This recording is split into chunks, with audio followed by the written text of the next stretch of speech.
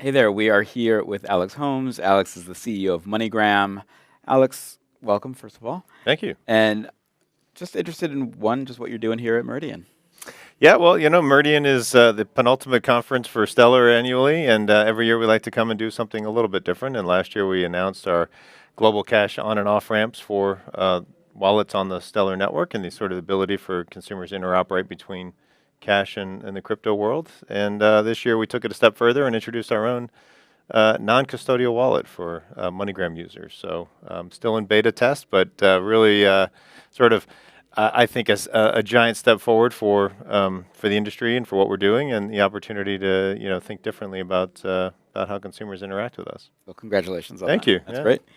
I was thinking about this through the lens of you and what MoneyGram, and you guys have been in digital payments way before crypto was in digital payments. Sure. Yeah. So, as succinctly as possible, like tell us about, kind of what it meant when you guys started getting, and introducing the idea of digital cash and digital payments and remittances, and then how has crypto helped, hurt, raised awareness, the sort of modern era that we're in now that includes blockchain.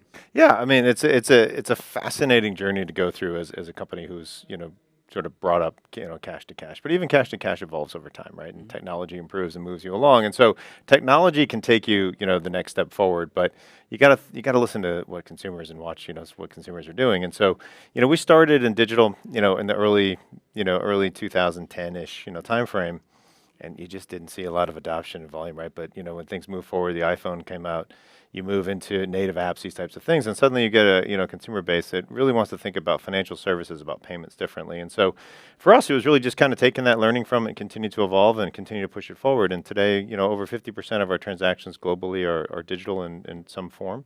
We have MoneyGram.com app in over 38 markets today, and even markets like India that have been traditionally cash-based for us, even going back, as little as 3 years, about 20% of the business there was digital. Today, it's about 80%. So, fascinating transformation of markets, and some of it's technology-driven, some of it's consumer behaviors, and best case, it's both.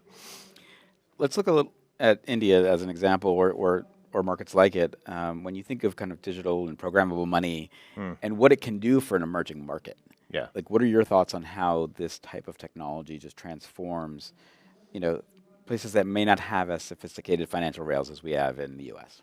Yeah, absolutely. It is important to think about the socioeconomic situation in every country. You think about, kind of governments and political regimes, and what they're trying to do to effectuate change within those nations. And I do think when there's a government sort of led initiative to move consumers forward, to take them to that new level, it can be a big thing. And the Modi government, as an example in this case, went with this, demonetization concept to get small bills out of the market and to really think differently.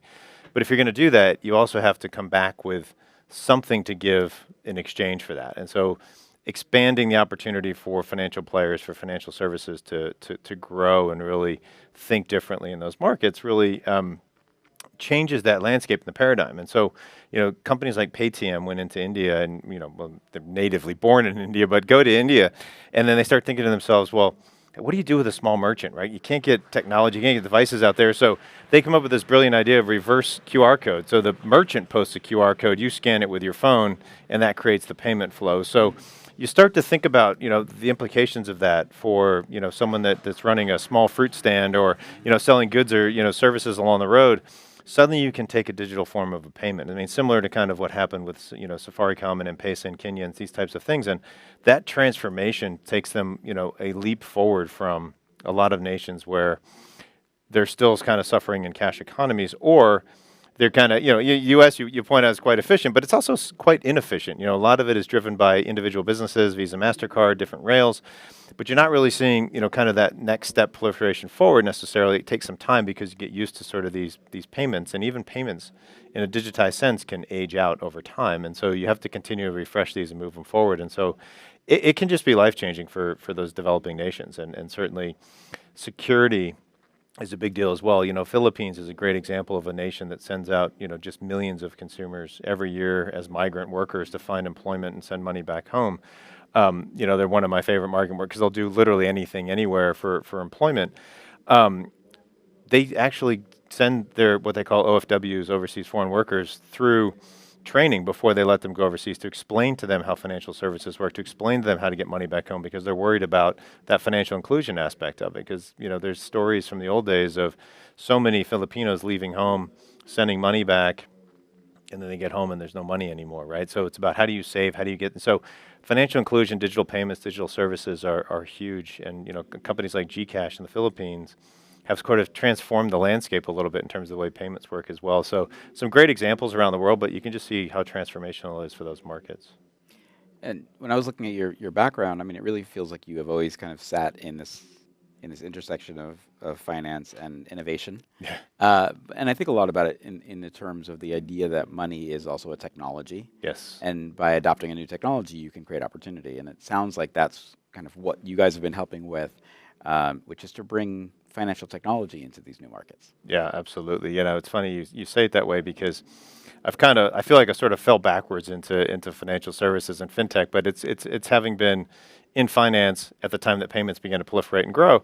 And I love that about it because it has been all about innovation. It has been thinking differently and changing what does money mean to a consumer? How do payments flow? I always laugh a little bit because even in the darker days of, sort of technology, the back end is always very technology driven, right? To do global settlements with banks and markets around the world, even if a consumer is paying cash at the point of sale, our technology has to sort of be, leading edge in order to facilitate that transfer. If I want someone to send money from the US to Mexico and the money be available instantly to pick up, that's a pretty sophisticated system, right? So that blend of technology and that push forward, and what we've seen more lately has been not only advances in that back-end technology, but a lot more advances in the front-end technology and how the consumer can interact and how the consumer can have more power and more control, more interoperability with what they're doing. And so technology is kind of bridging that just across the board.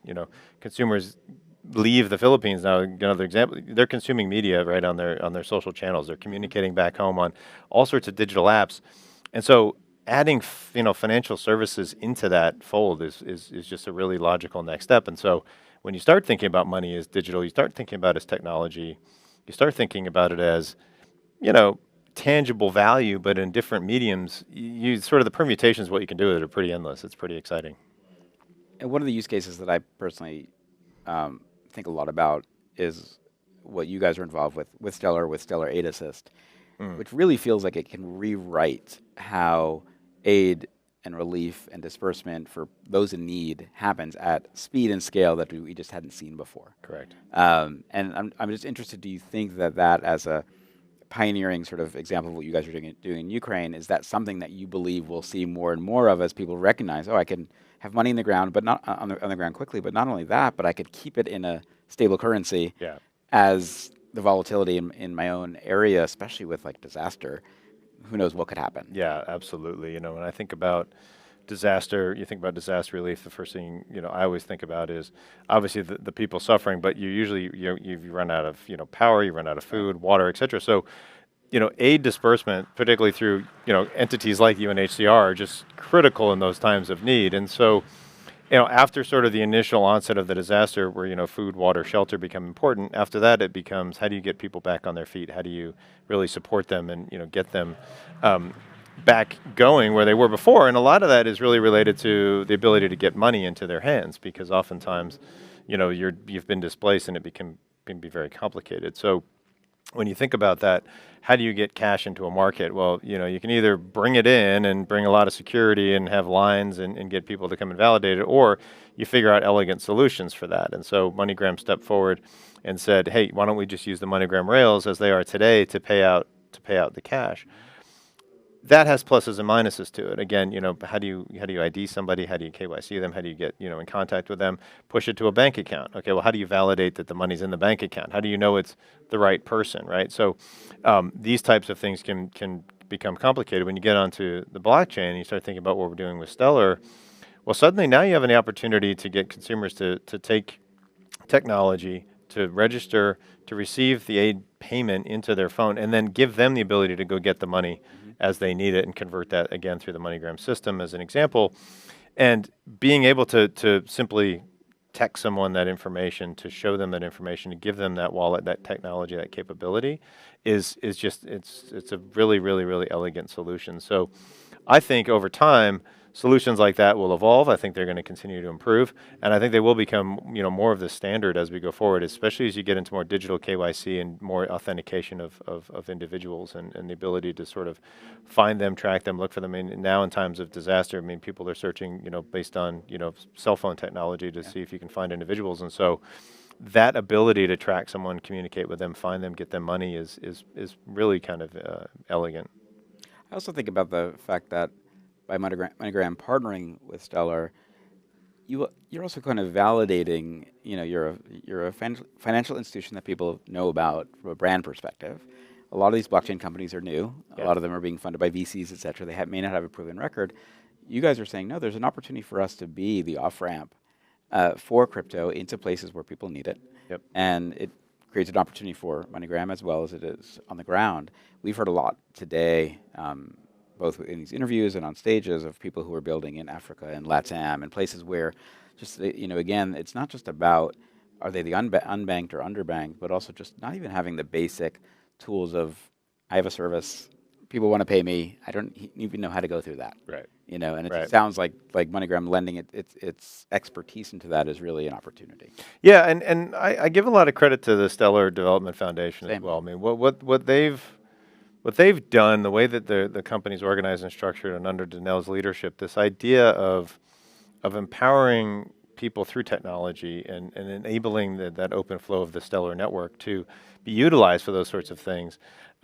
And then, for then MoneyGram to be able to say, oh, okay, well, plugging in, like, that's the easy part, right? Mm-hmm.